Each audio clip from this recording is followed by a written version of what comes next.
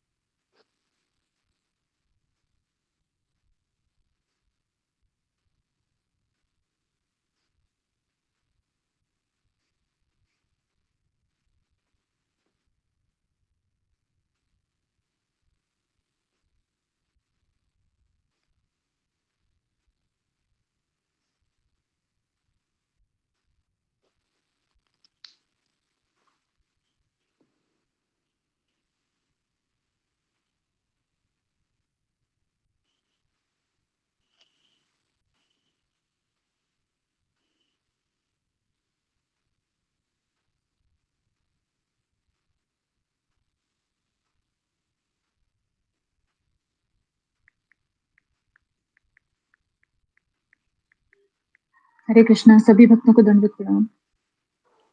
दंडवत प्रणाम अशोक प्रभु जी। दंडवत प्रणाम माता जी। हरे कृष्णा। दंडवत प्रणाम माता जी।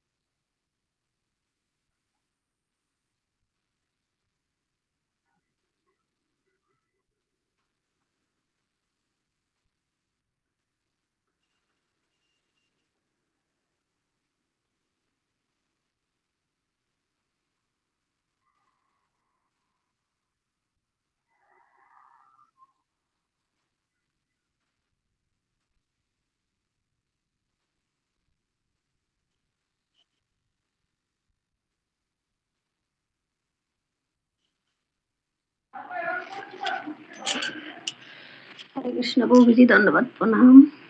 हरे कृष्ण माता जी दंडवत प्रणाम। प्रणाम माता जी। हरे कृष्णा। हरे कृष्णा। हरे कृष्ण प्रभु जी दंडवत प्रणाम। हरे कृष्ण प्रभु जी। दंडवत प्रणाम माता जी। हरे कृष्णा। हरे कृष्णा। पूजा माता जी। हरे कृष्णा। हरे कृष्णा प्रभु जी। सभी भक्तों माता को जी दंडवत प्रणाम। प्रणाम। सभी भक्तों को पंचांग प्रणाम। ओम अज्ञानतिमिरान्धस्य ज्ञानाञ्जनशलाकया चक्षुरुन्मीलितं येन तस्मै श्रीगुरुवे नमः। नमो विष्णुपादाय कृष्णप्रेष्ठाय भूतले श्रीमते भक्तिवेदांत स्वामिनिति नामिने। नमस्ते सारस्वती देवी गौरवाणी प्रचारिणे निर्विशेष शून्यवादी पाश्चात्य देशतारिणे। जय श्री कृष्ण चैतन्य प्रभु नित्यानंद श्री अद्वैत गदाधर श्रीवासादि गौर भक्तवृंद। हरे कृष्ण कृष्ण कृष्ण हरे हरे, हरे राम राम राम हरे हरे। श्री गुरु चरण पद्मा केवल भक्ति सद्मा। श्री गुरु चरण पद्मा केवल भक्ति सद्मा। बंधु मोहि सावधान माते जहर प्रसादी भाई हे भवतोरिया जाय। कृष्ण प्राप्ति होय जहाँ होय ते। कृष्ण प्राप्ति होय जहाँ होय ते। गुरुमुख पद्मा वाक्य चित्तित कोरियाय क्या।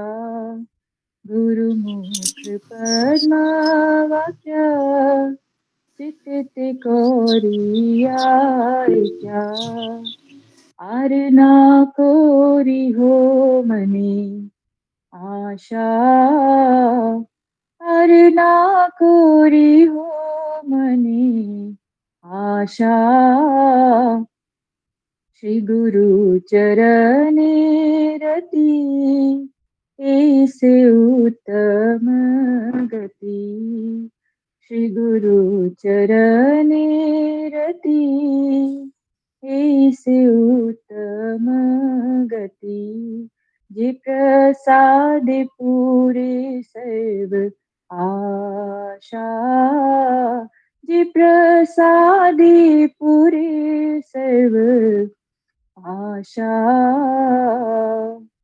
चक्षुदान दिलो जे जन्मे जन्मे प्रभु से, दिव्य ज्ञान हृदय प्रकाशितो, दिव्य ज्ञान हृदय प्रकाशितो, प्रेम भक्ति जहाँ होते अविद्या विनाश जाते, हृदय गाय जहार चरितो, हृदय गाय जहार चरितो, श्री गुरु करुणा सिंधु अधम जनार बंधु, लोकनाथ लोकेर जीवन, लोकनाथ लोकेर जीवन, हा हा प्रभु करो दया देहो मोरे पद छाया, हा हा प्रभु करो दया देहो मोरे पद छाया, ये बेजश शुक त्रिभुवन, ये बेजश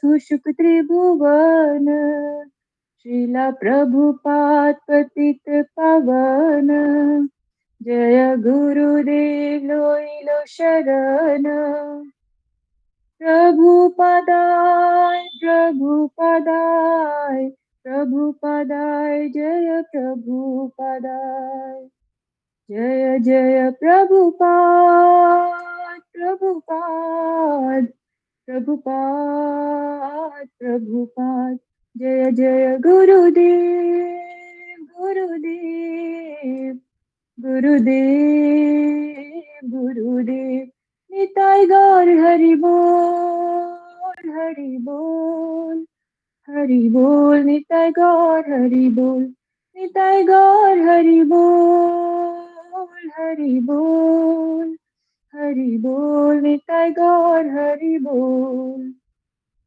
हरे कृष्णा। सभी भक्तों के चरणों में दंडवत प्रणाम। हरे कृष्ण माता जी, दंडवत प्रणाम। हरे कृष्ण। बहुत सुंदर माता जी। दंडवत प्रणाम। हरे कृष्णा से भक्तों दंडवत प्रणाम। सभी भक्तों के चरणों में दंडवत प्रणाम। हरे कृष्णा। हरे कृष्ण प्रभु जी, दंडवत प्रणाम। सभी भक्तों के चरणों में दंडवत प्रणाम। हरे कृष्ण। सभी भक्तों के चरणों में दंडवत प्रणाम। दंडवत प्रणाम माता जी, दंडवत प्रणाम। हरे कृष्णा। हरे कृष्णा गुरु जी, दंडवत प्रणाम। सभी भक्तों को दंडवत प्रणाम। हरे कृष्णा प्रभु जी, दंडवत प्रणाम। दंडवत प्रणाम माता जी। कृष्ण प्रभु जी, धन्यवाद प्रणाम। सभी दंडवत भक्तों के प्रणाम चरणों में माता जी। धन्यवाद हरे प्रणाम। कृष्णा। हरे कृष्णा।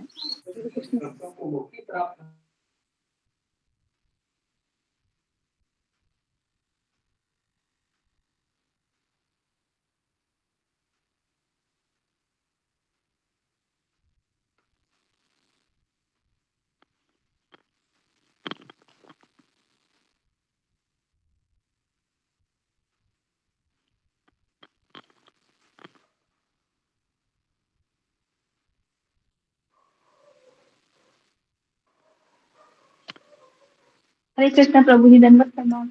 हरे कृष्ण दंडवत प्रणाम माता जी। हरे कृष्णा। दंडवत प्रणाम। हरे कृष्णा।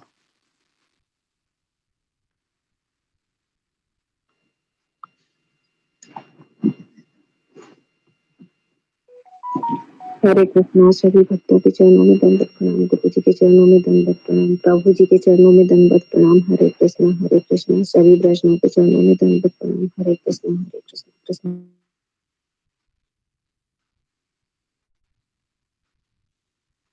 हरे कृष्ण सभी भक्तों को दंडवत प्रणाम। हरे कृष्ण। दंडवत प्रणाम माता जी। हरे कृष्णा।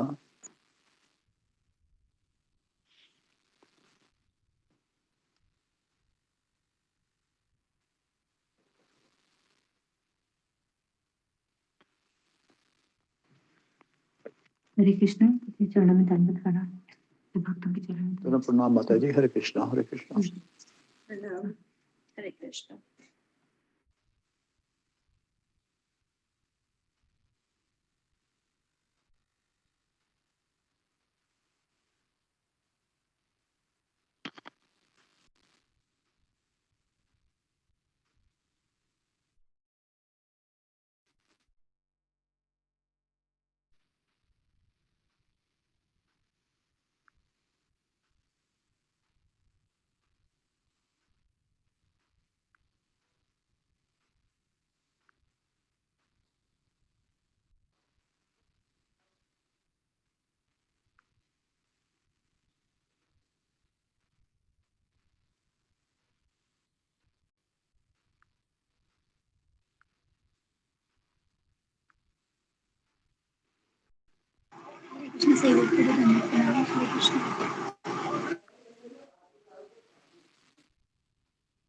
दंडवत प्रणाम सभी भक्तों के चरणों में दंडवत प्रणाम। हरे कृष्णा।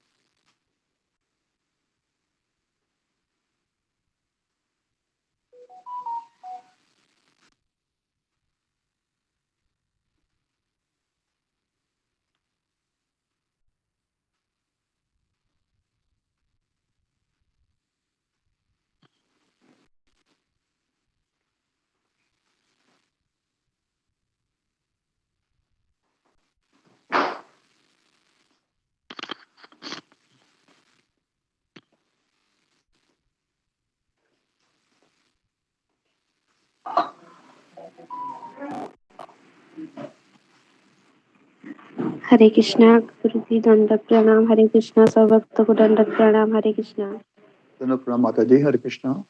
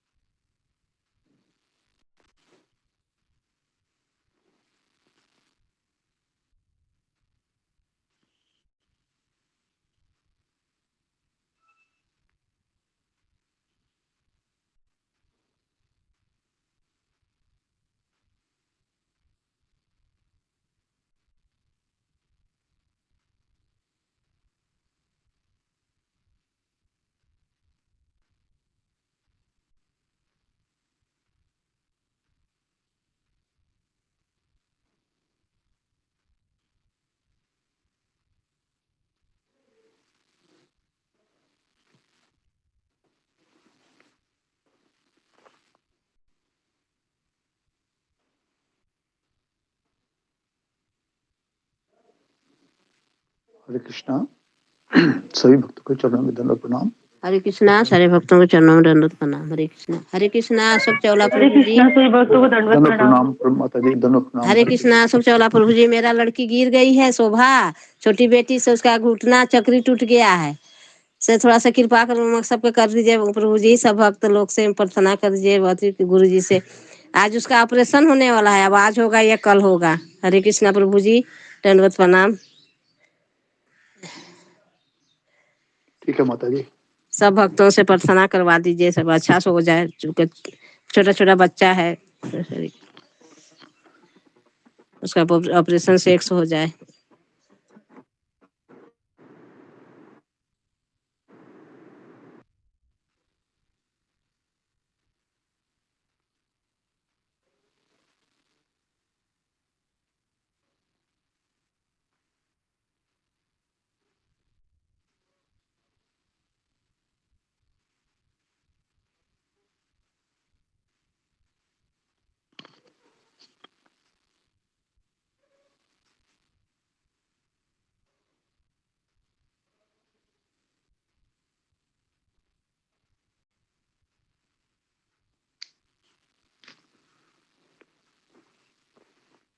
हरे कृष्णा, धन्यवाद प्रणाम। जिन भक्तों को अनोखा सफर बुक चाहिए या भगवत गीता चाहिए तो कृपया मेरे से संपर्क करें या राधिका माता जी से संपर्क करें, वो आपको भेज देंगे।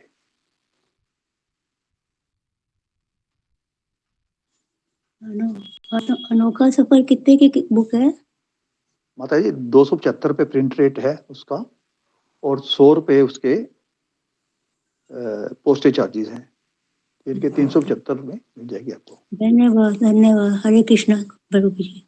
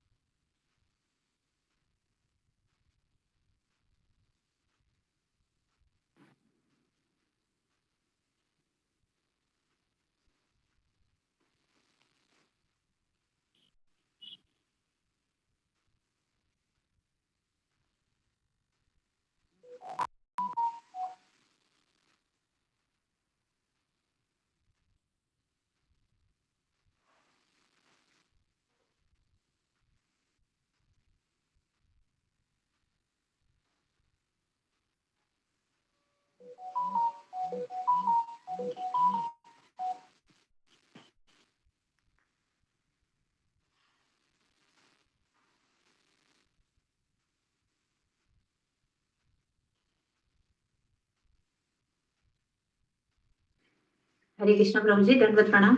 गुरु जी ज्वाइन नहीं किए। गुरु जी की अभी तबीयत करते तो ठीक होंगे। है ना? तबीयत नहीं, तो ठीक नहीं है। नहीं माता जी, कल उनके दांत का ऑपरेशन हुआ है।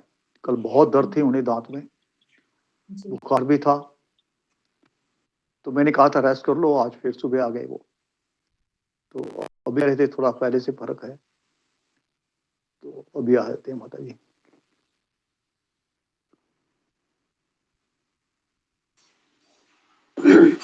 हरे कृष्णा प्रभु जी, आपके चरणों में दंडवत प्रणाम। चरणों में दंडवत प्रणाम माता जी। प्रणाम। हरे कृष्णा हरे कृष्णा।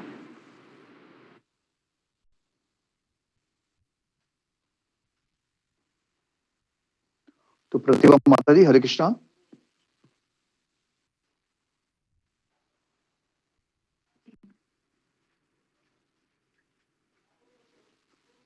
माता जी, आप जब तक गुरुजी नहीं आते कोई भजन ही बोल दीजिए। प्रभु जी ब्रेकफास्ट बना रहे हैं, प्रभु जी जाएंगे तो हैं? ब्रेकफास्ट बना रहे हैं, प्रभु जी जाएंगे अभी ड्यूटी पे। ओके, क्षमा चाहते हैं। ब्रेकफास्ट का भजन बना दीजिए। जी ठीक है माता जी, ब्रेकफास्ट। हरे कृष्णा।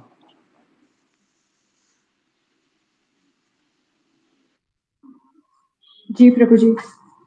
जी माता जी, आप बोलिए कोई भजन माता जी, जब तक गुरुजी नहीं आते, कि गुरुजी ठीक नहीं है। जी हरे कृष्णा हरे कृष्ण दादा कृष्ण प्रणाम कृष्ण गुरुजी, हरे हरे हरे कृष्णा। हरे राम कृष्ण राम हरे कृष्ण प्रभु जी दंडवत प्रणाम। हरे कृष्ण सभी हरे कृष्ण गुरु जी दंडवत प्रणाम। सभी भक्त दंडवत हरे कृष्ण गुरु जी प्रणाम सभी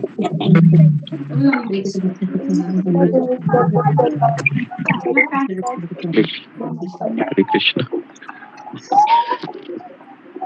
हरे कृष्णा गुरु जी, धन्यवाद। Very good. कृष्ण गुरु जी दंडवत प्रणाम। सब भक्तों को दंडवत प्रणाम। हरे कृष्णा। कृष्ण गुरु जी का प्रणाम सभी गुरु जी दंडवत प्रणाम। सभी हरे कृष्ण हरे कृष्ण हरे कृष्ण। ओके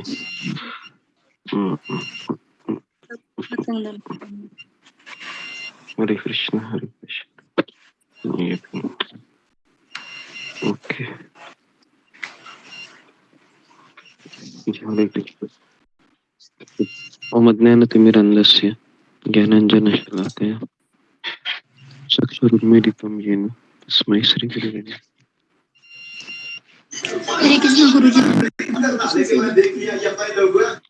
किसी का माइक चालू है? माइक को बंद कीजिए। प्रियंका तिवारी। और सब लोग अपने कैमरा को ऑन कीजिए।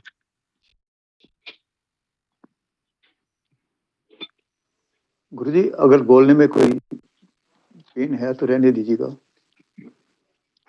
मैं बोल सकते हैं।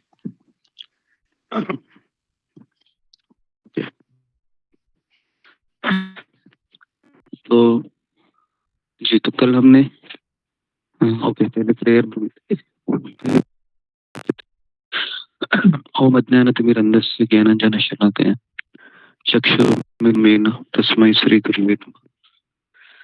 नमो विष्णुपदाय कृष्णप्रेष्ठाय भूतले श्रीमते भक्तिवेदान्त स्वामिनिति नामिने। नमस्ते सरस्वती देवे गौरवाणी प्रचारिणे निर्विशेष शून्यवादी पश्चात्देशधारिणे। हे कृष्ण करुणा सिंधु दीनबंधु जगत्पते गोपेश गोपिका कांत राधा कांता नमस्तुते। कंचन गौरांगी राधे वृंदावने भानुसुते देवी प्रणमामि रूपे कितना नमः।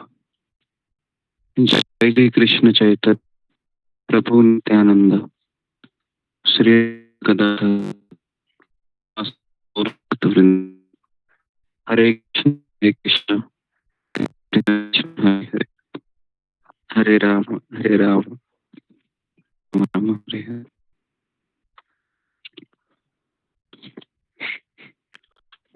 हरे कृष्ण, सबका स्वागत है सत्र में। तो आज देरी हो गई है, डायरेक्ट शुरू करते हैं। आज किसका का? आज ममता कुमारी माता जी का था गुरुजी, वो थी नहीं, आज है नहीं, वो गए टूर पे। तो आई नहीं क्या? अनाउंसमेंट नहीं आएंगे नहीं गुरुजी, वो तो गए हुए हैं 4-5 दिन। अच्छा, ठीक है। अनाउंसमेंट है गुरुजी, तो एक करना है तो जी गुरुजी। बुक्स के बारे में मैंने अनाउंसमेंट कर दी है कि जिस बुक को भगवद गीता या अनोखा सफर चाहिए तो मेरे को कांटेक्ट लें या राधिका माता जी से कांटेक्ट संपर्क करें, वो तो मैंने बोल दिया गुरुजी। और यशोदा माता जी की छोटी बेटी गिर गई है, उसका घुटना टूट गया है और उसका आज या कल ऑपरेशन होगा। के शीघ्र स्वास्थ्य के लिए और सफल ऑपरेशन के लिए भगवान श्री कृष्ण परम आदरणीय पूज्य गुरुदेव और सब भक्तों के चरणों में आशीष की कामना करते कि उनके लिए प्रार्थना की जाए। दूसरी बात, हमारे गुरु जी का कल दांत का ऑपरेशन हुआ है। गुरु जी ने मेरे को मना किया था, भैया आप अनाउंसमेंट नहीं करना क्योंकि भक्त लोग चिंता करेंगे, पर मैं क्षमा चाहूंगा गुरु जी के चरणों में सिर रख के। तो कल इन्हें बुखार भी था, रात को बहुत दर्द था गुरु जी को, ठीक से सो भी नहीं पाए। तो मैंने कहा था गुरु जी आप आराम कर लेना, पर सुबह फिर ये भक्तों से दूर रह नहीं सकते, फिर सुबह उसमें जपा में आ गए और फिर उन्होंने ज्वाइन किया, नींद पूरी नहीं हुई। तो मैं चाहता हूं कि गुरु जी के स्वास्थ्य के लिए ये शीघ्र स्वस्थ हों और हमेशा स्वस्थ ही रहें। और यशोदा माता जी की बेटी के लिए हम भगवान श्री कृष्ण, परम पूज्य श्री प्रभुपाद जी महाराज, परम पूज्य श्री राधानाथ स्वामी महाराज, परम पूज्य समस्त वैष्णव आचार्यों, परम आदरणीय और परम पूज्य गुरुदेव और समस्त भक्तों के चरणों में हम प्रार्थना करते हैं कि गुरु जी के लिए और सब भक्तों के लिए प्रार्थना की जाए ताकि वे शीघ्र स्वस्थ हों और उन्हें कोई तकलीफ ना हो, हमारे ऊपर उनका आश्रय बना रहे हमेशा। तो हम 3 बार हरे कृष्ण महामंत्र बोलते हैं। हरे कृष्णा हरे हरे कृष्ण हरे कृष्ण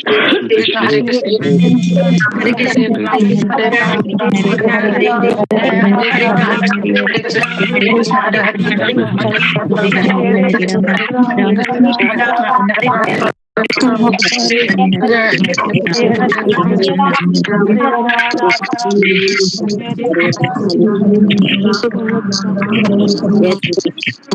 कृष्ण कृष्णा गुरु जी हरे कृष्ण।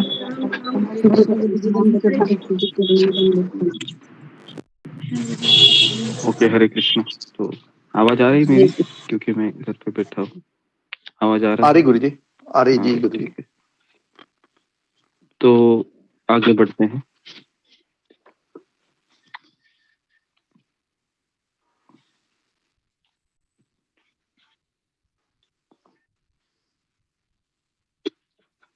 तो आज हम महाराज का कोई वृंदावन का पास टाइम लेते हैं।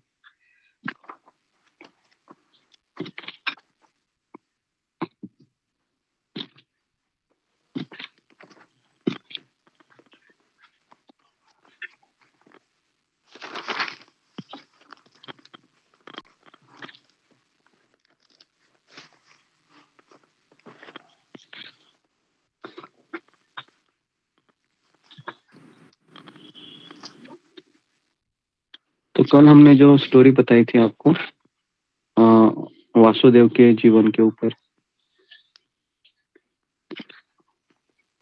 तो उसका जो एंड था वो एक से हो नहीं पाया था। तो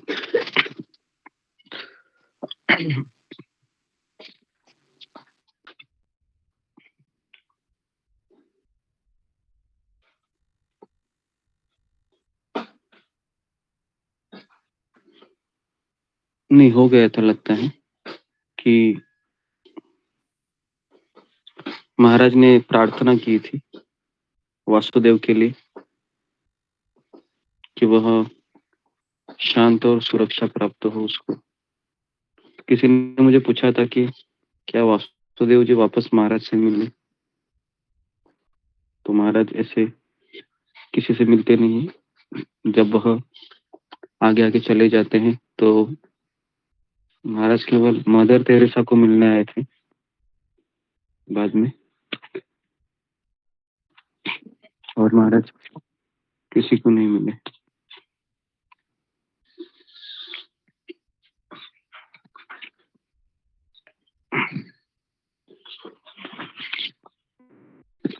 तो जनकपुर में और एक पास टाइम होता है महाराज का।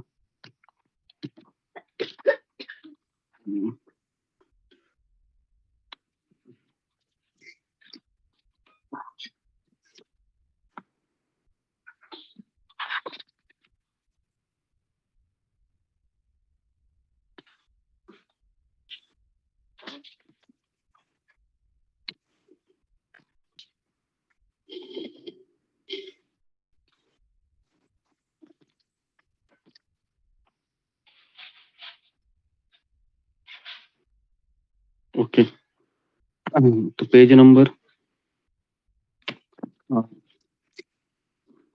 250 से हम पढ़ रहे हैं 250। सबको मिला 250 में? जी।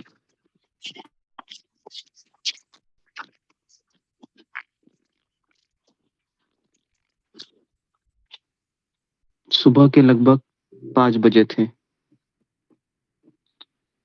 सूर्योदय हो ही रहा था। हरे कृष्ण गुरु जी। न जानते हुए कि हमें कहाँ जाना है, क्या करना है, मैं गैरी के साथ प्लेटफॉर्म पर खड़ा था। ट्रेन से उतर गया मैं, और ट्रेन में चढ़ने की धक्का मुक्की करने वाले सैकड़ों लोगों से प्लेटफॉर्म ठसाठस भरा था।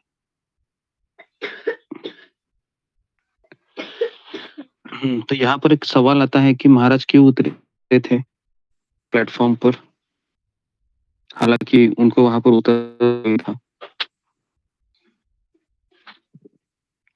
क्यों उतरे थे महाराज प्लेटफॉर्म पर?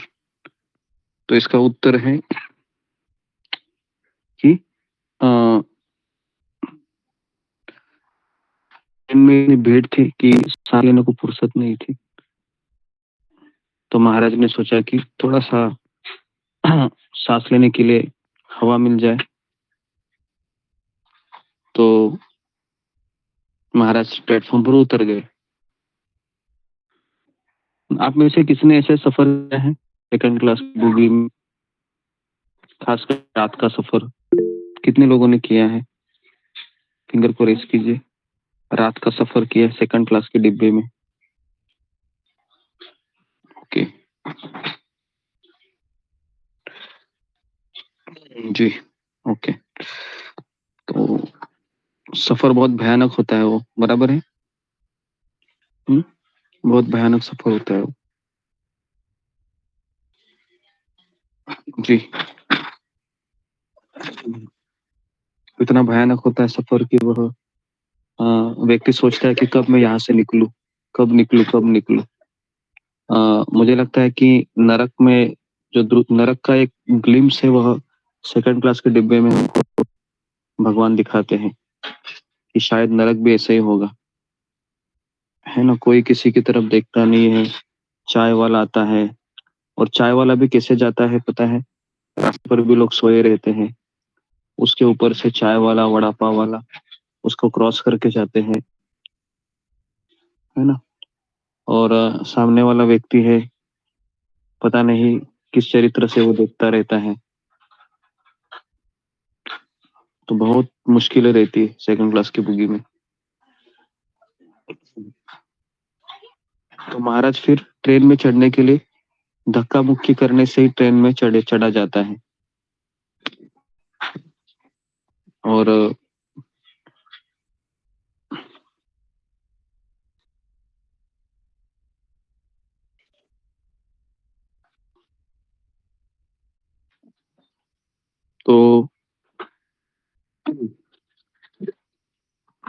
तो इस तरीके से महाराज कह रहे कि मेरे साथ गैरी भी उतरा, और हम सब लोग कहाँ जा रहे थे पता है? महाराज कहाँ जा रहे थे किसी को?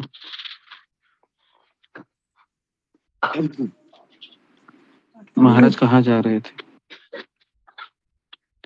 जी, महाराज वृंदावन नहीं जा रहे थे। महाराज ये वाराणसी रेलवे स्टेशन पर ट्रेन के डिब्बे में घुसे थे, है ना। अगर आप अगला पेज देखोगे ना 249 में, तो उसमें आपको दिखाई देगा कि महाराज वाराणसी रेलवे स्टेशन से वह ट्रेन के डिब्बे में घुसे थे। आप में से कोई वाराणसी रहता है? Varanasi railway station, Varanasi, okay ji, Reena Singh रहती है। तो वाराणसी रेलवे स्टेशन पर महाराज आए थे। तो वाराणसी रेलवे स्टेशन कितना पावन हुआ होगा, है ना। उस स्टेशन पर भी महाराज के पैर पड़े हैं। तो वाराणसी रेलवे स्टेशन पर महाराज उतरे थे, और वहीं से वह एक दूसरे से चिपक कर खचाखच भरे थे। ऊपर से गर्मी का मौसम था, और लगभग 2 दिन के पश्चात ट्रेन खेत से निकली। तो यहाँ पर महाराज लिखते हैं कि रास्ते में मानसून के भयानक तूफान ने खेतों की कीचड़ भरी झील बना दी थी। तो इसके लिए इंजन को लकवा मार गया। खड़े खड़े घंटों बीत गए। लगभग 2 दिन के पश्चात ट्रेन खेत से निकले। 2 दिन से, सोच सकते हो आप, बाप रे। कभी कभी ट्रेन लेट होती है 10 घंटा, 5 घंटा, 2 घंटा, तो बहुत हमें असुविधा होती है कि, और हम बहुत गाली भी देते हैं सरकार को कि ये कैसा इंडियन रेलवे का सिस्टम है, कभी ट्रेन टाइम पे नहीं पहुंचती है। और उसके पश्चात महाराज कहते हैं कि ट्रेन एक अनजान जगह पर आकर रुकी। इसके पहले कि ट्रेन चल दे, मैं और गैरी राहत की सांस लेने के लिए खिड़की के बाहर कूदकर प्लेटफॉर्म पर आए। तो प्लेटफॉर्म बहुत गंदा था और टूटा फूटा लग रहा था, लेकिन हमारे लिए वो कैसा था? स्वर्ग के समान था। पानी के लिए, पीने के लिए पानी मिला, सांस लेने के लिए हवा मिली, हाथ पैर हिलाने के लिए खुला स्थान मिला। जैसे हमने अंगड़ाई ली तो सीटी बजने लगी और इंजन ने हिस हिस किया, ट्रेन आगे सरकने लगी। घबराकर हम उसके साथ भागे और खिड़की से अंदर घुसने का प्रयास किया, किंतु हम भीड़ को भेद नहीं पाए। हमने एक के बाद एक खिड़कियां और दरवाजों से अंदर घुसने का प्रयत्न किया। अंततः ट्रेन पटरियों पर से अदृश्य हो गई और हम पीछे छूट गए। मैं और गैरी दोनों वहां पर खड़े थे, एक अनजान स्थान पर फंसे हुए, न जानते हुए कि अब अगली ट्रेन कब आएगी अगली ट्रेन। गैरी ने मेरी ओर देखा और पूछा, अब क्या करें? अब ये दोनों कहाँ पर मिले थे, किसी को याद है? गैरी तो महाराज को छोड़कर गए, कहाँ पर मिले थे? हाँ, महाराज को कहाँ पर मिले थे? खेत में। जी जी जी जी। तो नेपाल के खेत में मिले थे। जी, वो भी इंसिडेंट्स हम आपको बताएंगे। किस तरह से गैरी महाराज को मिले थे।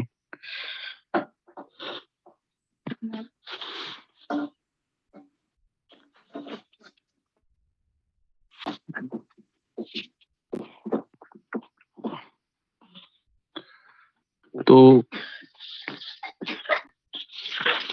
जी, तो अभी हम 250 पेज पे आते हैं। तो अभी 5 बजे थे, है ना? और भीड़ में खुशी और उमंग दिखाई दी एक तरीके से, क्योंकि ट्रेन के भीड़ से हम निकल गए थे और मुझे काशी विश्वनाथ मंदिर में प्रार्थना करते समय जो अनुभूति हुई थी, मेरे जीवन में अब कुछ विशेष घटना वाला था, ऐसी भावना महाराज के हृदय में उमड़ने लगी। गैरी और मैंने एक दूसरे की ओर देखा और उस फूल का स्मरण किया करते हुए जिसने यूरोप में हमारा मार्ग निर्धारण किया था। हमने कुछ समय के लिए वहां ठहरने का निर्णय लिया और थोड़ी देर में स्टेशन शांत हो गया, मतलब सब लोग चले गए। मैं कुछ दूरी पर घेरा बनाकर 10-12 साधुओं को देखा। मैंने गैरी को रुकने का संकेत दिया और उनके पास गया। तो महाराज ने पूछा, इंग्लिश में पूछा कि क्षमा कीजिए, यह कौन सा स्थान है? बिना कुछ बोले एक साधु ने मेरे आंखों में ऐसे घूरा मानो वह मेरी प्रतीक्षा ही कर रहा था कि मैं यहाँ पर उतरूं और मैं उसके पास चला जाऊं।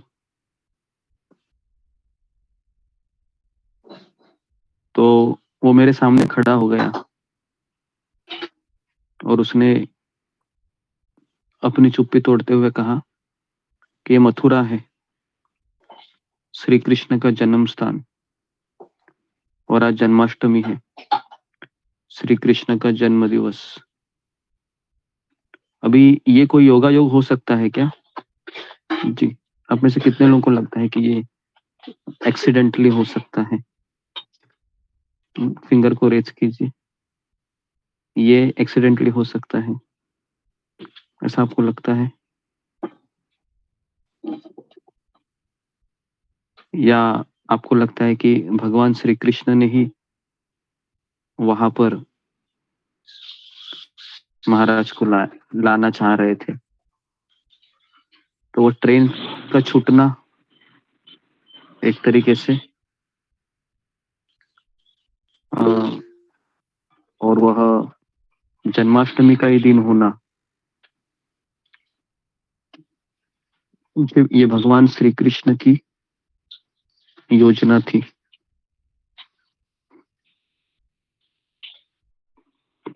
उस साधु ने मुझे कहा कि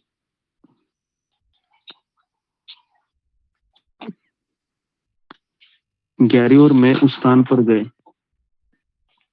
जहाँ जन्माष्टमी महोत्सव मनाया जा रहा था।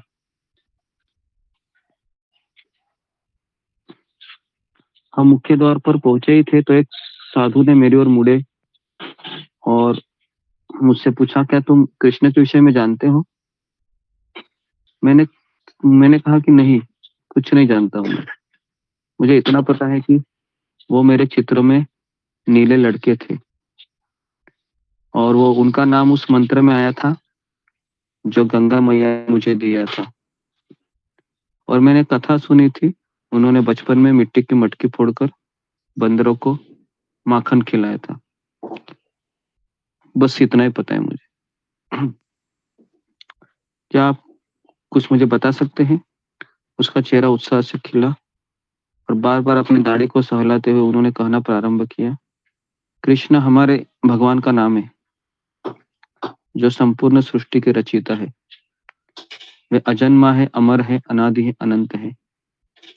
भगवान अपने परधाम में रहते हैं और सब हमें कष्टों से मुक्त करके और आध्यात्मिक आनंद प्रदान करने के लिए ये सब अनेक रूपों में अवतरित होते हैं। साधु ने फिर मुझे कहा कि वो देखो वहां पर एक विशाल आंगन है ना? तो 5000 वर्ष इसी स्थान पर वो प्रकट हुए थे। था वो स्थान? वो स्थान था श्री कृष्ण की जन्मभूमि। आप में से कितने लोग गए हैं कृष्ण जन्मभूमि, जन्मस्थली में, मथुरा में दर्शन करने के लिए? जो कितने लोग गए हैं? हम कभी गए नहीं दोनों यात्रा में, लेकिन आप गए हैं। 13 लोग गए हैं जन्म स्थान में।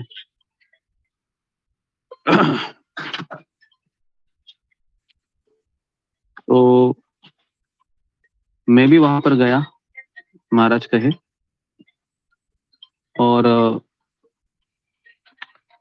मैंने जो अंदर देखा उससे मेरी उत्सुकता जाग उठी। विशाल मस्जिद कृष्ण के छोटे मंदिर के ऊपर खड़ी थी।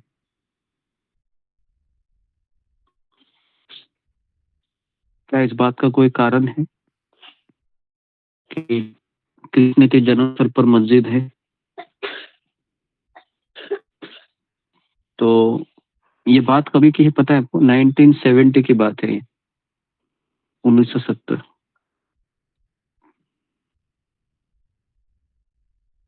तो उसने मुझे बताया कि यहाँ पर पहले आदिकेशव मंदिर था, लेकिन 17वीं शताब्दी में मुगल सम्राट औरंगजेब ने उसे नष्ट करके उसके स्थान पर मस्जिद बना दी।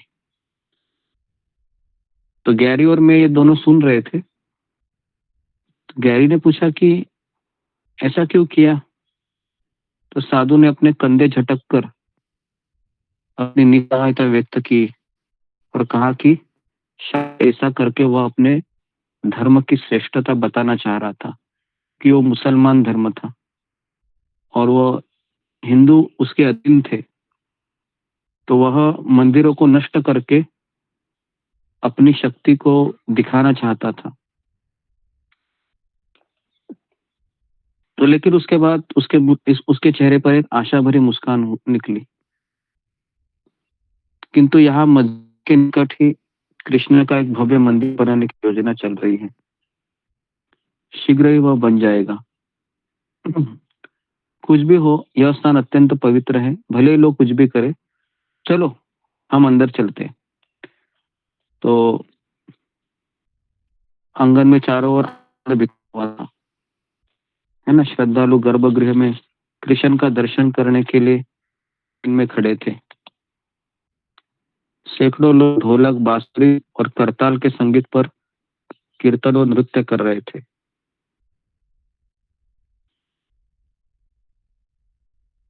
वरिष्ठ विद्वान अपने गद्दियों पर बैठे अपने अनुयायियों को प्रवचन दे रहे थे।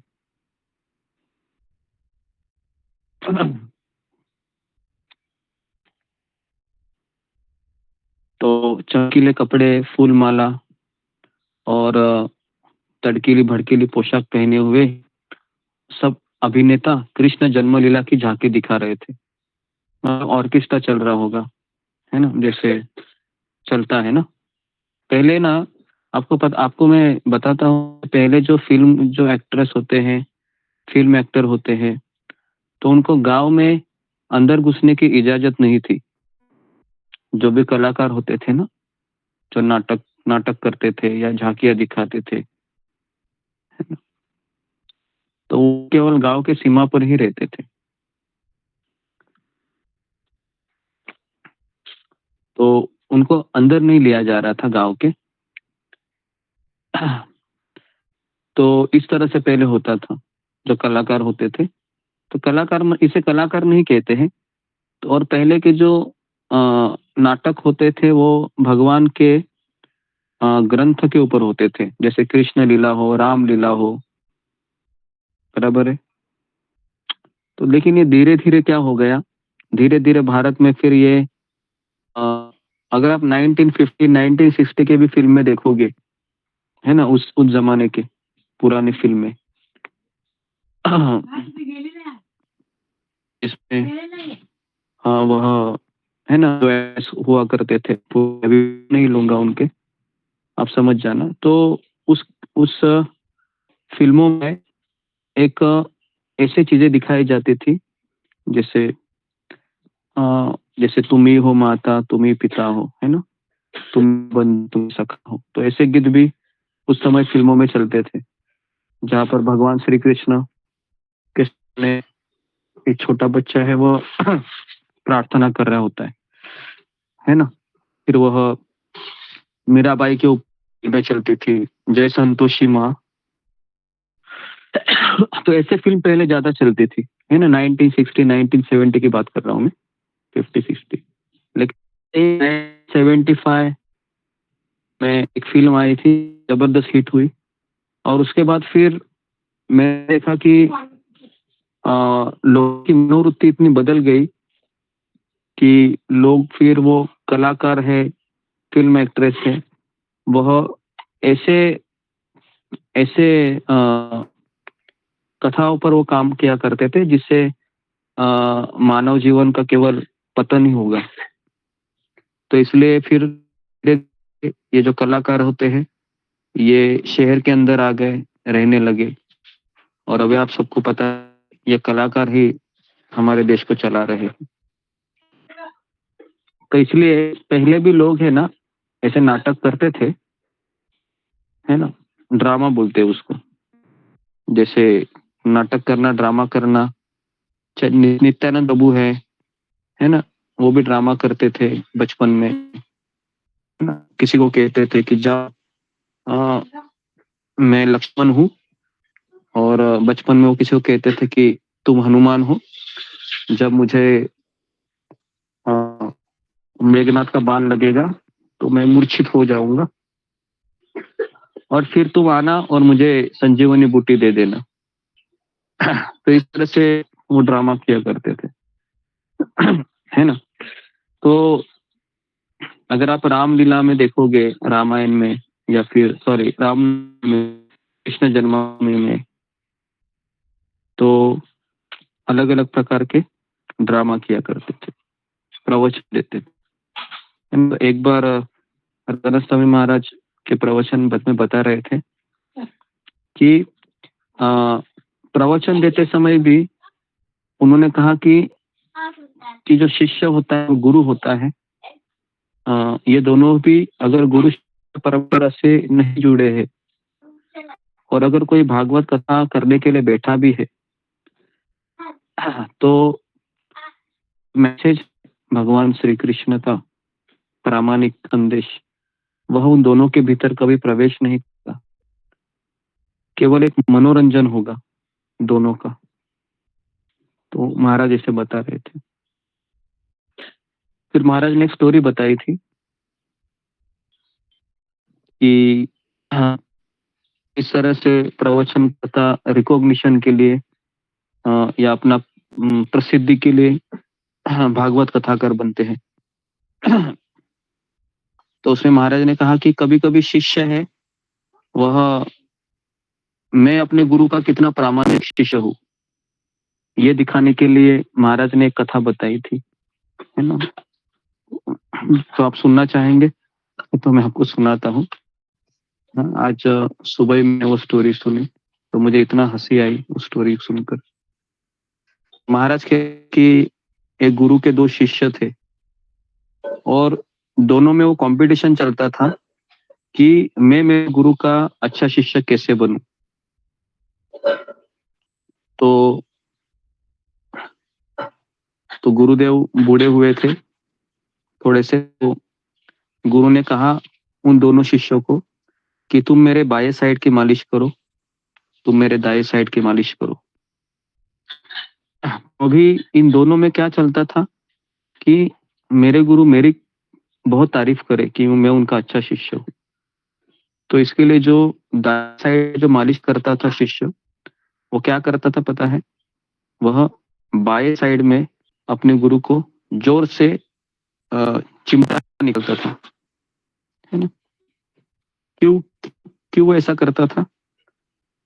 ताकि वह अपने गुरु के नजर में नंबर 1 शिष्य बने। और जो बाएं साइड होता है शिष्य, तो वो भी क्या करता था, दाएं साइड में अपने गुरु को पिंच करता था। समझ में आ रहा है? तो इससे क्या होगा, तो उससे गुरु प्रसन्न होंगे, तो इससे गुरु कदापि प्रसन्न नहीं होंगे, है ना। तो ये आज मैंने कहानी सुनी, बहुत सुंदर लगा मुझे, तो मैंने आपके साथ शेयर किया। तो ऐसा शिष्य का मनोभाव नहीं होना चाहिए कि अपने गुरु की नजर से नंबर 1 बनने के लिए वो, है ना, अपने गुरु को ही तकलीफ दे जी। और दूसरा उदाहरण महाराज ने बताया था आज कि किस तरह से व्यक्ति रिकॉग्निशन के लिए, है ना, प्रसिद्धि के लिए करता है। तो महाराज ने कहा था कि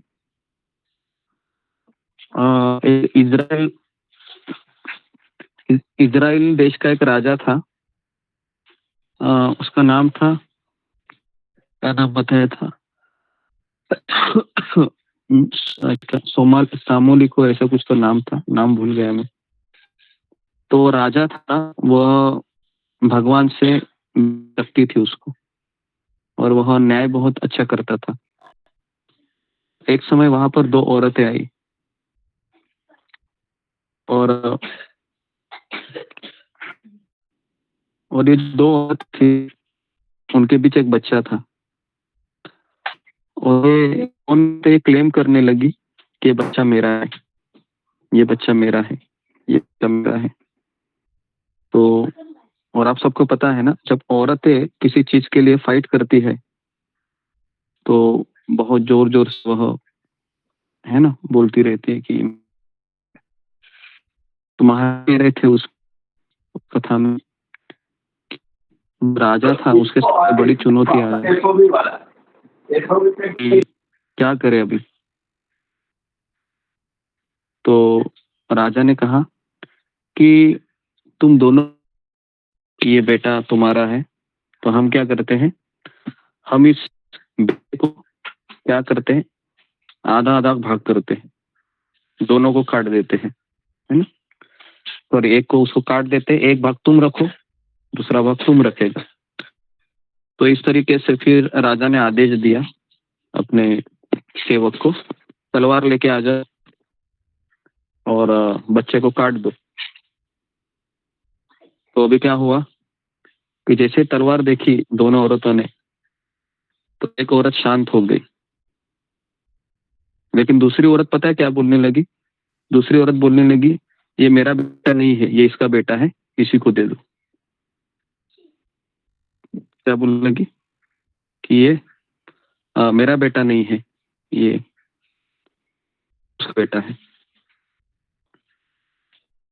तो तुरंत राजा समझ गया कि बेटा असली में किसका था,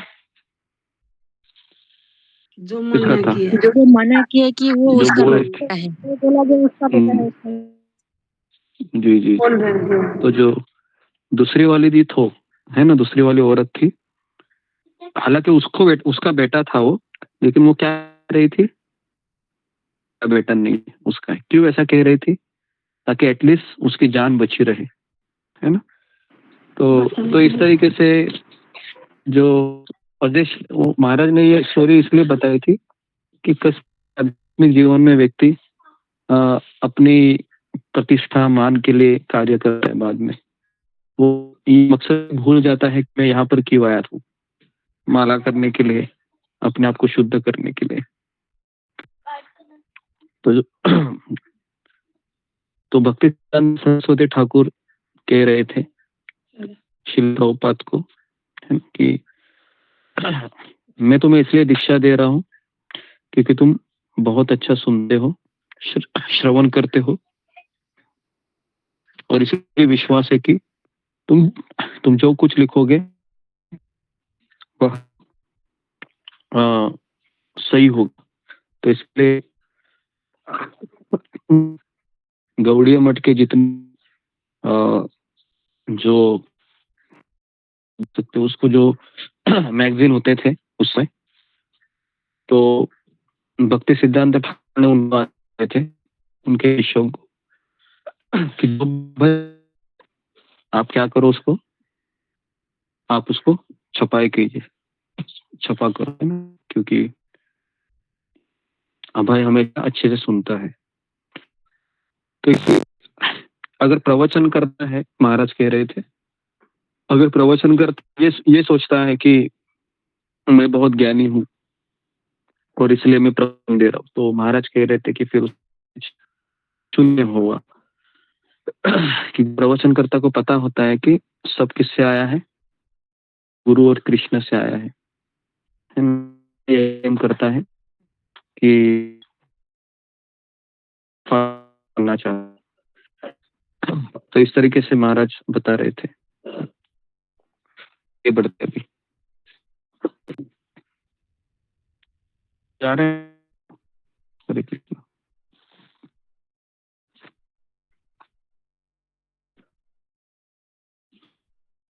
आवाज नहीं कट रही है गुरुजी, थोड़ी कट रही है।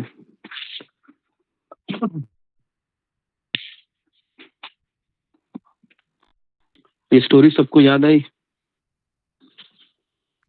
जी गुरुदेव। स्टोरी समझ में आई सबको? जी गुरुजी समझ में आई, सुनाई भी दिया। जी गुरुजी।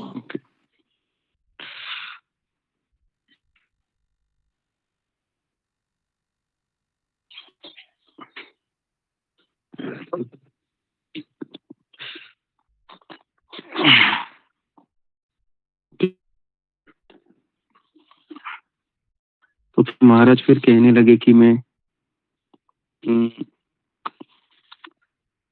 वहां पर इस में घी हो रहे थे।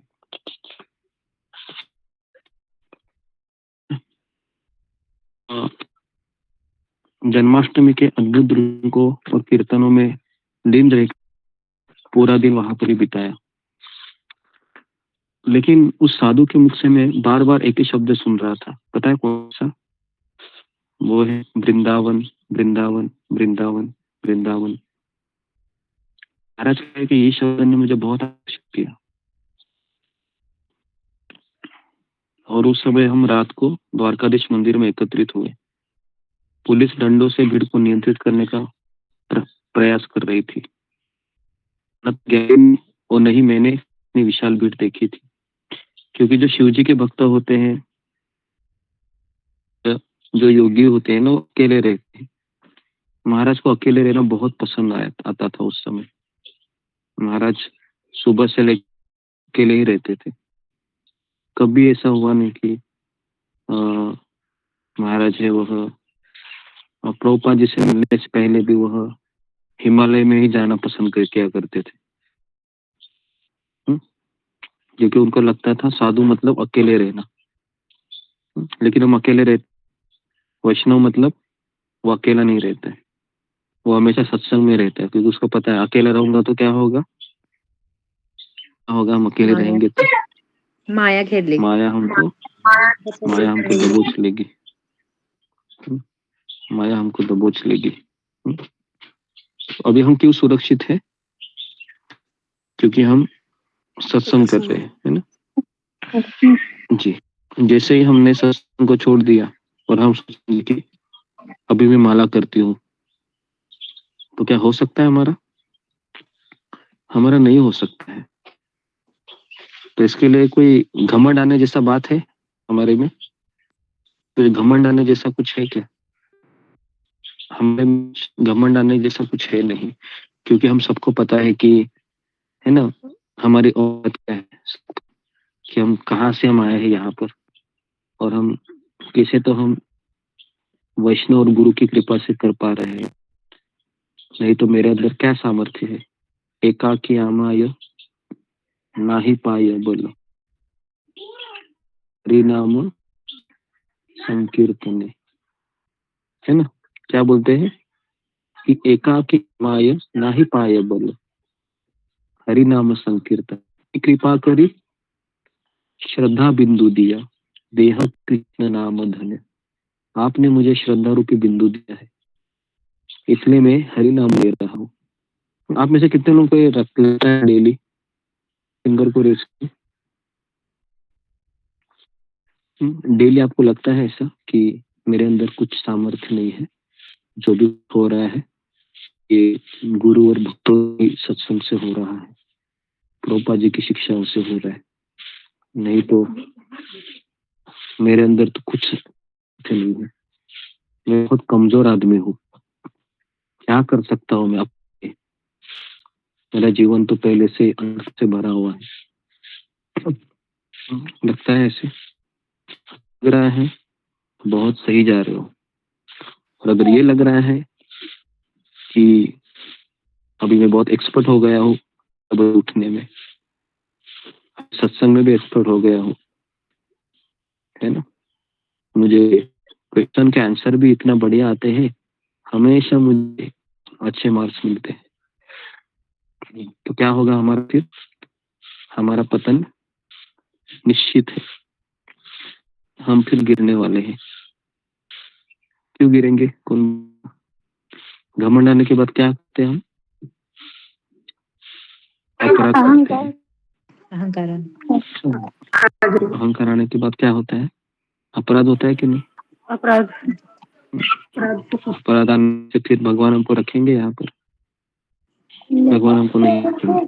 बहुत सारे लोग आए हैं, बहुत सारे लोग चले गए हैं यहाँ पर, है ना। तो अभी मैं आपको ऐसी चीज बताने जा रहा हूँ, ध्यानपूर्वक सुनिए,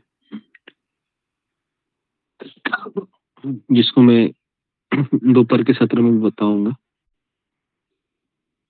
तो मैंने जपा करने के बाद मैं बहुत हो रहा था, वैसे मैंने जपा किया, क्योंकि जिसके पास मैं गया था डेंटिस्ट, उसके पास कोई अनुभव नहीं था, कैसा उसने दांत को मुझे ही पता है। मुझे तो सारे सब कुछ याद आ रहे थे। तो 4 बजे तक तो गूंगी पास था, इसके लिए मैंने क्लास भी दिया, कुछ पता नहीं चला, लेकिन 4:15 बजे के बाद मुझे लगने लगा कि पीड़ा ज्यादा हो रही है। फिर तो सुबह जब मैं जपा किया, फिर मैं सो गया 6 बजे, लेकिन मैं सो नहीं गया, मैंने महाराज का एक लेक्चर मैंने मेरे कान पे लगाया, क्योंकि मैं सोच रहा था कि क्यों मैं सो, थोड़ा सा लेट जाता हूँ। तो मैं कान मैंने महाराज का लेक्चर लगाया, और मैंने वही लेक्चर 2 बार सुना, 1.5 घंटा सुना मैं उसी को। तो उसमें महाराज एक स्टोरी बता रहे, ध्यान लोग सुन। महाराज कह रहे थे कि प्रभुपाद जी से 2 थे जिनको प्रभुपाद जी बहुत प्रेम करते थे, बहुत प्रेम करते थे, और प्रभुपाद जी को काफी सेवाएं भी दी थी, लेकिन वो हमें कुछ चिपले लेते हमेशा। और इस तरीके से श्रील प्रभुपाद जी चल गए इस संसार से। तो वो 2 लोग हैं ऐसे इंद्रिय तृप्ति में लगे थे, जो एक भक्त के लिए ठीक नहीं है। तो फिर 20 साल 1983, 84, 85, 86 की बात है। प्रभुपाद जी चले उस समय भी वही करते थे वो। लेकिन अचानक दोनों को पता है बीमारी हो गई, को कैंसर हुआ, दूसरे को एड्स हुआ।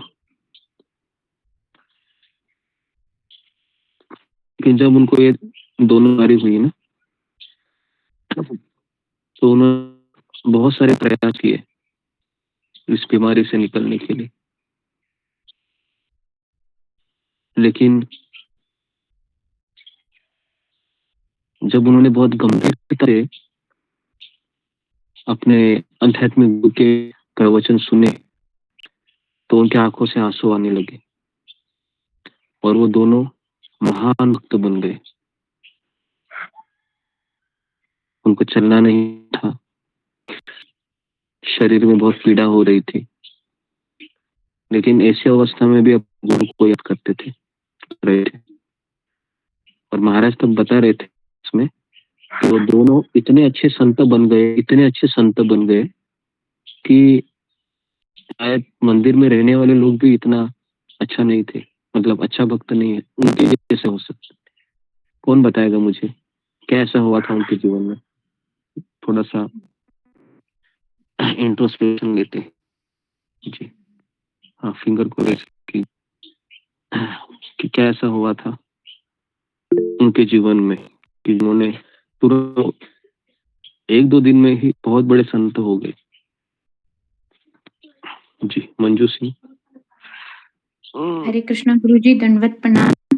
गुरुजी मुझे ऐसा ये मेरा ही विचार है गुरुजी, कि मतलब जब हमें ऐसा लगता है कि हमारे जीवन का अंत आने वाला है, तो उस समय फिर हमारा जो मन होता है वो इधर उधर भागना कम कर देता है। इंद्रिय तृप्ति के बारे में हम नहीं सोचते हैं, क्योंकि हमें पता होता है कि हम मरने वाले हैं, हम बहुत अंदर से कष्ट होता है। उस समय हम कुछ आश्रय ढूंढते हैं, तो वो आश्रय उन्हें उन्हीं के गुरु की वाणी में मिल गया। तो उस समय उनको लगा कि अब तो जीवन का थोड़ा सा समय बचा है, तो गुरु के ने जो बातें कही हैं उसे उन्होंने आत्मसात किया। उनका मन इधर उधर नहीं भागा उस समय, क्योंकि उनके पास समय बहुत कम था। गुरुजी हरे कृष्णा। गुरुजी दंडवत प्रणाम। जी जी जी, तो बहुत सुंदर उत्तर दिया है मंजू ने कि जब हमें ये पता चलता है ना कि अभी मरने वाला हो, तो उस समय कोई चीजें नहीं सोचते हैं। अगर हमने भक्ति की है तो हमने गुरु के प्रवचन कभी ना कभी सुने होंगे ना, तो उस समय यही चीज याद आती है। और उस समय हम ऐसा आश्रय लेते हैं जो कहा है ना भागवत में कि कोई एक बार भी हरि नाम ले लेता है, एक बार भी, तो भी वो वैकुंठ में चला जाता है। लेकिन वो एक हरि नाम, एक कथा, एक सेवा कैसी होनी चाहिए? मेरा आज का दिन आखिरी है, समझ में? आज मेरा आखिरी दिन है। अगर ऐसा मैं अगर कथा सुन रहा हूँ, अगर ऐसा मैं नाम जप कर रहा हूँ, अगर मैं ऐसी सेवा कर रहा हूँ, तो वही सेवा, वही नाम, वही कथा मुझे शुद्ध भक्त बना देगी। लेकिन हमारा ऐसा होता है? हमारा ऐसा नहीं होता है। हमें लगता है कि रोज का ही रूटीन है, रोज गुरु जी आएंगे, रोज अच्छा अच्छा नया नया कुछ बताएंगे, रोज हमारा 2-3 घंटा जाएगा। हम तो मरने वाले नहीं है, कल होगा, परसों भी होगा, चलता रहेगा। तो इसलिए हमारा वह दिक्कत। उस महाराज ने ऐसी चीज बताई हमारे, मुझे बहुत ही मतलब घबरा गया मैं थोड़े समय के लिए। सुनना चाहेंगे क्या बताया उस महाराज ने? जी गुरु। तो महाराज ने कहा उस समय कि अगर हम इतना अच्छे सेवन करते हैं और भगवान ने हमें इतना अच्छा अवसर दिया भी है, लेकिन अगर हम गंभीरता पूर्वक भक्ति नहीं करेंगे तो भगवान हमें ऐसी कठिन कठिन बीमारियों के द्वारा उनका आश्रय लेने में मजबूर देंगे। वापस बताओ ना, चलो वापस बताओ, सुनिए। कि अगर हम गंभीरता पूर्वक भक्ति नहीं करेंगे, क्योंकि हमें सब कुछ मिल रहा है, बराबर है, सब कुछ मिल रहा है, तो हमें फिर भगवान ऐसी भयानक बीमारी देंगे जिससे वो हमें जबरदस्ती उनका आश्रय लेने के लिए मजबूर कर देंगे। तो क्या वो हम चाहते हैं? हम में से कोई और नहीं चाहता है। तो क्यों नहीं हम गंभीरता पूर्वक भक्ति शुरू करें? क्यों कैजुअली भक्ति ले कि रोवन हो, रोज तो कथा हो रही है। मैं हिल गया ये सेंटे सुनकर, बोला कि बाप रे। तो इसे हमें गंभीरता पूर्वक भक्ति करनी चाहिए, क्योंकि अगर हमें भगवान रोज सत्संग दे रहे हैं तो हम अपेक्षा भी करेंगे कि नहीं? क्या अपेक्षा करेंगे भगवान?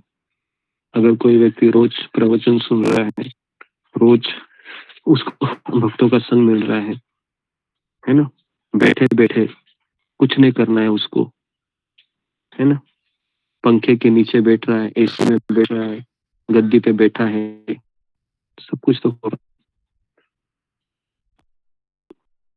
है ना। तो कितने लोग गंभीरता भक्ति करेंगे आज?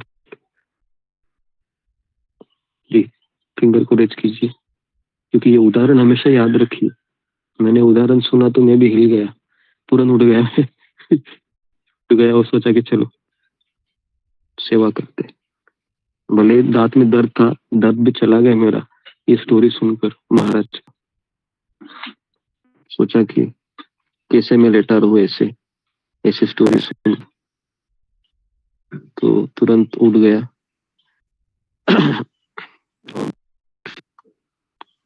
दवाई लेकर मैं इधर ही आ गया, और मैं सोच रहा था कि आपसे भी शेयर करूं।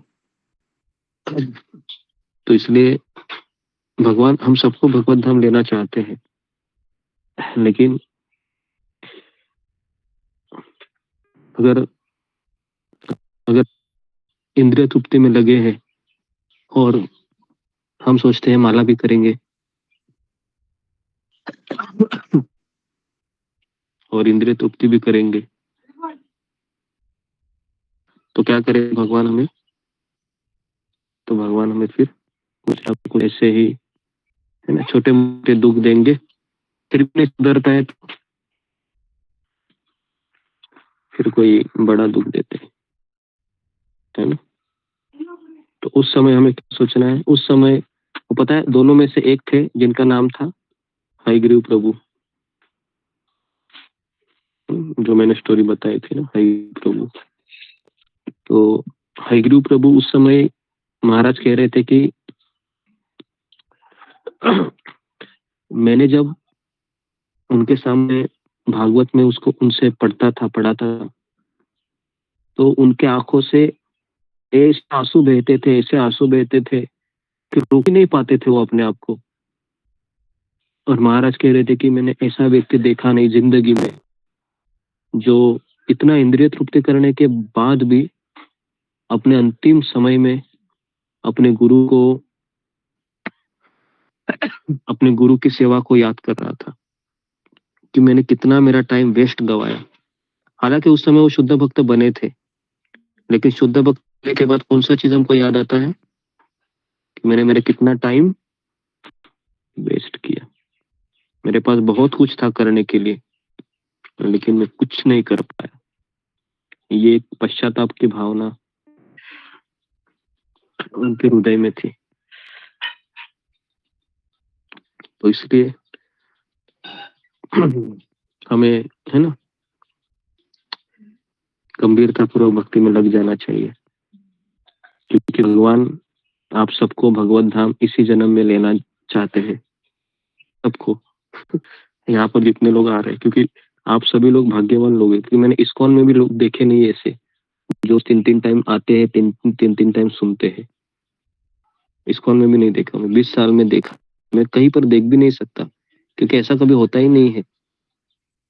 हफ्ते में 1 दिन 2 दिन क्लासेस होते हैं मैक्सिमम, है ना। और हम यहाँ पर एकदम ऐसे क्लासेस करते हैं जैसे कमिटमेंट चाहिए, ये भी यहाँ पर मैं पुश करता रहता हूँ। मैं ऐसा धर्मशाला की तरह मैं क्लासेस नहीं चाहता। मैं चाहता हूँ कि आप लोग आगे बढ़े। प्रभुपाद कह रहे थे कि प्रभुपाद हमेशा चाह रहे थे कि उनके शिष्य उनसे भी अच्छे बने। तो मैं चाहता हूँ कि आप सब बहुत अच्छे बने भक्त, मुझसे भी अच्छे भक्त बने। आप सभी लोग इसी जन्म में भगवत धाम चले जाए, है ना? ओके। तो जी, तो अभी हम कथा में प्रवेश करते हैं। तो कैसे लगे? मैंने आपको 3 स्टोरी सुनाई। पहली स्टोरी मैंने सुनी जो गुरु शिष्य वाला, दूसरा स्टोरी मैंने सुना आपको और राजा का और माँ का, और एक तीसरा स्टोरी सुना है मैंने, जो मैंने आज ही सुना था।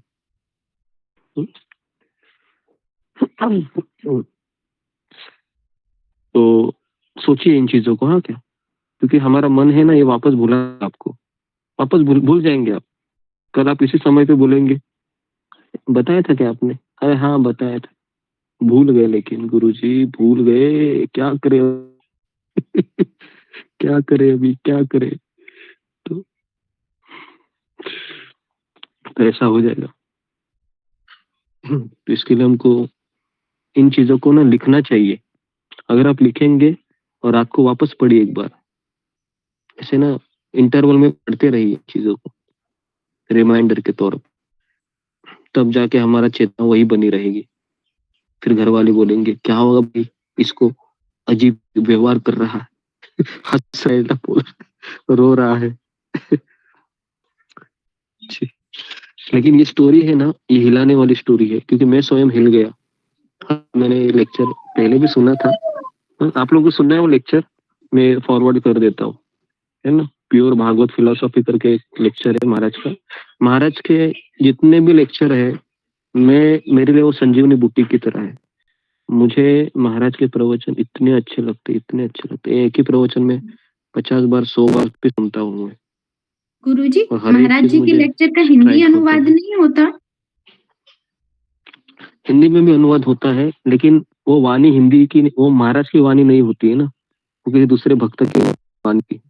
तो इसके लिए नहीं, जैसे हम हिंदी आप में सुनना सुनना चाहते चाहें हैं? तो, हाँ, हिंदी में अगर हम सुनना चाहें तो हिंदी में एक चैनल है, यूट्यूब चैनल है हिंदी का, वो महाराज उसमें है ना इंग्लिश में लेक्चर देते हैं। एक माता जी है ना, हिंदी में ट्रांसक्रिप्शन करती है उसका, ऐसे बोलती है ऑडियो, तो वो भी आप सुन सकते हो अगर आपको इंग्लिश गुरुजी कंफर्टेबल लिंक नहीं है। शेयर कीजिएगा आप। जी, तो मैं गुरुजी रियल लेक्चर है वो इंग्लिश नहीं है क्या? हाँ, महाराज सारे लेक्चर, महाराज को हिंदी नहीं आती है, महाराज इंग्लिश बोलते हैं। लेकिन महाराज के 1989 और 95 के जो लेक्चर है, 1989, 1990, 91, 92, 93, 94, ये 6 साल महाराज ने जो लेक्चर दिए हैं, ये सबसे मेरे फेवरेट लेक्चर है। वो उसमें इतना चीज है, इतना छोटी छोटी चीज महाराज बताते हैं कि जितना भी मैं आपको सबको बता रहा हूँ ना, ये सब चीज, ये सब महाराज के प्रवचन में से होती है। क्योंकि मेरे अंदर उतना कुछ ज्ञान भी नहीं है, जो सुनता हूँ मैं आपको बताता रहता हूँ। ठीक है, तो अगर किसी को मराठी में चाहिए तो मराठी में भी है, हिंदी में भी है, अंग्रेजी में भी है, अलग अलग भाषाओं में महाराज के ऐसे ऑडियो क्लिप्स है। तो मैं इसको अशोक चावला प्रभु को देता हूँ मैं, तो अशोक चावला प्रभु उसको अच्छे से शेयर करेंगे लिख के, फिर आप उसको पढ़िए, है ना। कम से कम दिन में 1 दिन 2 दिन तो 2 बार तो पढ़ते सुनते रहिए। वो देखो आप ना राधानाथ महाराज के प्रवचन सुनिए, क्योंकि मैं इसके लिए रिकमेंड कर रहा हूँ, क्योंकि मुझे उससे बहुत फायदा हुआ। और राधानाथ महाराज के प्रवचन बाकी महाराज के शिष्य भी सुनते हैं।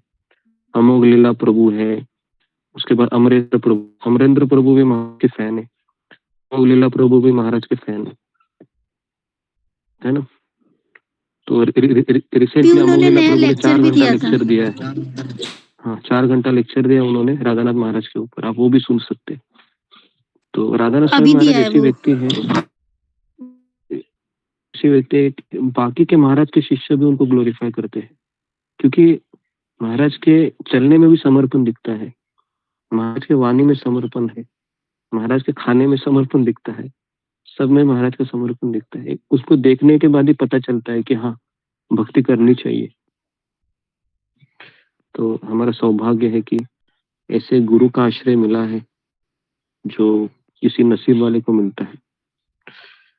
ओके, तो जी अभी समय भी हो गया है, तो 5 मिनट में मैं तो खत्म करता हूँ कि महाराज अभी कह रहे थे कि कृष्ण जन्माष्टमी का उत्सव हुआ और 3 बजे हम सोने के लिए यमुना के तट पर एक स्थान मिला, वह विश्राम घाट था, पर हम विश्राम करने के लिए चले गए। और उसके पश्चात महाराज को वहां पर मथुरा ऐसा व्यक्ति मिलता है जो हमने कभी सुना भी नहीं होगा कि मथुरा में महाराज ऐसे मिल सकता है। और मुझे ऐसा लगता है कि वो महाराज की परीक्षा थी उनको वो साधु मिलना, क्योंकि साधु इतना भयानक था वो कि वह महाराज से अलग अलग तरीके से व्यवहार कर रहा था। तो ये पढ़ूंगा क्योंकि पढ़ने के लिए भी मुझे गलत लग रहा है, आप उस किताब में पढ़ सकते हो। हालांकि ऐसा साधु नहीं होना चाहिए, और वो भी मथुरा में हुआ महाराज को इंसिडेंस। अगर मैं महाराज की जगह होता था तो मैं उसी समय वहां से निकल जाता था, लेकिन महाराज के मैं वहां पर भी दाद देता हूँ कि महाराज वापस वृंदावन जाने के लिए राजी हो गए। तो ये मुझे महाराज का बहुत बढ़िया लगा वहां पर। ऐसा इंसिडेंस मिलने के बाद शायद कोई भक्ति छोड़ देगा, दावे के साथ छोड़ देगा भक्ति। क्या मथुरा में साधु इस तरह से रहता है कि इस तरह से व्यवहार कर सकता है? लेकिन महाराज का मुझे वो चीज बहुत अच्छा लगा कि महाराज ने उसको अलग तरीके से वृंदावन चले गए और वहां पर महाराज को भगवान मिले, गुरु मिले, सब मिला वहां पर फिर। लेकिन उससे पहले भयानक परीक्षा हुई, महाराज की श्रद्धा की परीक्षा हुई कि मथुरा में साधु है, महाराज के साथ गलत रहा था एक तरीके से। वह सही नहीं था एक साधु के लिए, है ना। साधु के क्या, एक सामान्य व्यक्ति के लिए भी सही नहीं था। वो इंसिडेंस हम पढ़िए, के बारे में आपको कल थोड़ा सा बताता हूँ कि किस तरह से हमारी श्रद्धा की परीक्षा बार बार होती रहेगी। और मैं आपको ये भी बताता हूँ कि जिस संस्था का हम आश्रय लेते हैं ना, उस संस्था के भक्तों से भी हमारी परीक्षा होगी। परम पूज्य राधानाथ स्वामी महाराज वृंदावन में थे, तो वहां पर महाराज के क्या क्या नहीं हुआ ये मैं आपको एक बार बताऊं। महाराज को जान से मारने की भी कोशिश की गई थी, फिर भी महाराज ने इसको छोड़ा नहीं। 1989, 1990, 91 बहुत स्ट्रगल में वो महाराज के लिए 1988 से लेकर 94 तक 6 साल महाराज ने इस्कॉन के बिना बिताए हैं। राधा गोपीनाथ मंदिर था हमारा मुंबई का, इस्कॉन के अंडर नहीं था वो। कीर्तनानंद महाराज ये राधानाथ महाराज के सन्यास गुरु थे, और उस समय कीर्तनानंद महाराज को बैन किया था इस्कॉन से कुछ चीजों के लिए। तो उस समय भी महाराज ने प्रभुपाद से लॉयल रहे। इसका पूरा जीवनी इस तरीके से है ना कि एकदम साधारण नहीं है कि हमारे ही भीतर के लोगों से हमारी परीक्षा होती है ना, उस समय व्यक्ति आसानी से भक्ति छोड़ देता है। लेकिन उस समय भी महाराज ने कीर्तनानंद स्वामी महाराज को नहीं छोड़ा, और शील प्रभुपाद को भी नहीं छोड़ा, और उसके लिए महाराज को बहुत सारा क्रिटिसाइज भी हुआ। आपको पता है जब महाराज ने हारमोनियम बजा था ना, बजा तो वो वीडियो दिखाया था यूट्यूब में, उस समय भी कई लोगों ने महाराज को क्रिटिसाइज किया कि आप सन्यासी होकर ये ऐसे कैसे आप हारमोनियम बजा रहे हैं। तो महाराज के साथ भी अंदर के लोगों ने भी बहुत ये हो गया, लेकिन महाराज फिर भी भक्तों की सेवा करते रहे, गुरु करते रहे। इसके लिए मैं राधा महाराज का मेरे हृदय में बहुत बड़ा कि इतनी मुसीबतें आने के बाद भी महाराज अभी उनके हृदय में कोई घृणा नहीं है, कोई ईर्ष्या नहीं है, उल्टा वो हर भक्त की सेवा करना चाहते हैं। इसके लिए ऐसा व्यक्ति देखने को मिलना है, मुझे लगता है कि शायद स्वर्गलोक में भी नहीं मिलेगा। स्वर्गलोक, जनलोक, सफल, ये वैकुंठ मैन है दादा। ओके, तो बताने के लिए बहुत कुछ है, मैं वो भी चीज़ आपको बताऊंगा एक बार, लेकिन उसके लिए आपको आपका पहले श्रद्धा जुड़ना होना चाहिए, क्योंकि आप अभी भी नए हैं। हिंट दिया आपको, तो जब पुराने हो जाएंगे, अगला जब राधानाथ महाराज का आएगा बर्थडे, उस समय मैं आपको वो चीज़ बताऊंगा कि महाराज कितने महान है। ये 1988 और 1994 में जो 6 साल महाराज के साथ हुआ, वह किसी के साथ नहीं हुआ था इस्कॉन, लेकिन फिर भी महाराज इस्कॉन में बने रहे। और वही भक्तिचारू महाराज ही थे जो उस समय राधानाथ महाराज प्रवचन दे रहे थे राधा गोपीनाथ मंदिर में, और राधा गोपी जो भक्त समुदाय था इस्कॉन के अंदर नहीं था, महाराज अकेले थे उसको। और उस समय परम पूज्य भक्तिचारू स्वामी महाराज राधा गोपीनाथ मंदिर में आते हैं और महाराज खड़े हो जाते हैं, महाराज प्रणाम करते हैं, और भक्तिचारू स्वामी महाराज एक खुले हाथ रखकर कह रहे कि हम आपको लेने के लिए आए हैं इस्कॉन में। तो उस समय महाराज के कई सारे शिष्य भी होते, और उस समय भी महाराज कहते कि ये इसमें आने के लिए तैयार हो। हालांकि महाराज को कोई आवश्यकता नहीं थी, लेकिन उस समय भी भक्तिचारू महाराज इस्कॉन प्रतिनिधि थे। उन्होंने फिर महाराज को कहा कि मैं आपको लेने के लिए आया हूँ, आप इस्कॉन में प्रवेश करें। उसके बाद फिर 1994 में ही हुआ कि इस्कॉन के अंदर राधा गोपीनाथ भक्त समुदाय। नहीं तो पहले 6 साल महाराज ने ऐसे ही बिताए। सोचो 6 साल इतना आसान नहीं है अकेले, और वो भी भक्तों को प्रचार करते करते करते करते है। तो ठीक है, तो यहाँ पर मैं रुकता हूँ, समय हो गया, तो इसके बारे में मैं कभी बताऊंगा। ओके जी, तो आपका बहुत बहुत धन्यवाद। हरे कृष्णा हरे कृष्णा कृष्ण कृष्ण हरे हरे राम।